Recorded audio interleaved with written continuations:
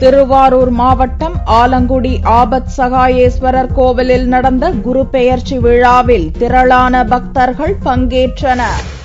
ஆண்டுதோறும் தட்சிணாமூர்த்தி எனப்படும் குரு பகவான் ஒரு ராசியிலிருந்து மற்றொரு ராசிக்கு இடம்பெயர்கிறார். அதன்படி செவ்வாய்க்கிழமை இரவு 9 மணிக்கு ரிஷப ராசியிலிருந்து மிதுன ராசிக்கு குரு பகவான் இடம்பெயர்ந்தார். குரு பெயர்ச்சியை முன்னிட்டு சிவாலயங்களில் சிறப்பு பூஜைகள் நடந்தன. திருவாரூர் மாவட்டம் நீடாமங்கலம் அருகேயுள்ள ஆலங்குடி ஆபத் சகாயேஸ்வரர் கோவில் குரு பரிகார ஸ்தலமாக விளங்குகிறது. இக்கோவிலில் குரு பெயர்ச்சி விழா கோலாகலமாக நடந்தது.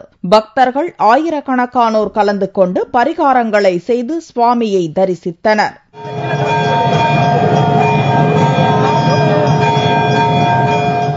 இதேபோல் மதுரை மாவட்டம் சோழவந்தான் அருகே குருவித்துறையில் சித்திரரத வல்லப பெருமாள் கோவில் முன் குரு பகவானுக்கு தனி சன்னதி உள்ளது. பிரசித்தி பெற்ற இக்கோவிலில் குரு பெயர்ச்சி விழாவை முன்னிட்டு நடந்த சிறப்பு பூஜையில் பக்தர்கள் ஏராளமானோர் கலந்து கொண்டனர்.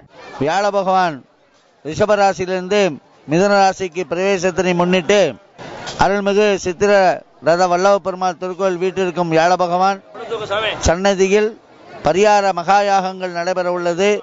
இந்த வருடம் பரிகாரம் செய்ய வேண்டிய ராசிகள் மிதுன ராசி, கன்னி ராசி, கடக ராசி, கன்னி ராசி, விருச்சிக ராசி, மகர ராசி, மீன ராசி மற்றும் மேச ராசிக்காரர்களுக்கு பரிகாரம் செய்ய வேண்டியது.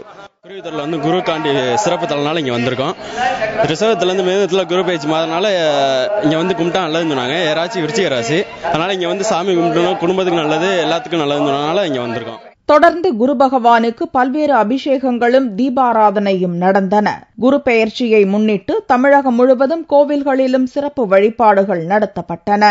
தஞ்சாவூர் மாவட்டம் திட்டையில் உள்ள வசிஷ்டேஸ்வரர் கோவிலிலும் குரு பெயர்ச்சி பரிகார பூஜைகள் நடந்தன. இந்த விழாவை முன்னிட்டு வரும் 6ஆம் தேதி லட்சார்ச்சனையும் 7ஆம் தேதி முதல் 10ஆம் தேதி வரை சிறப்பு பரிகார ஹோமமும் இங்கு நடக்கிறது.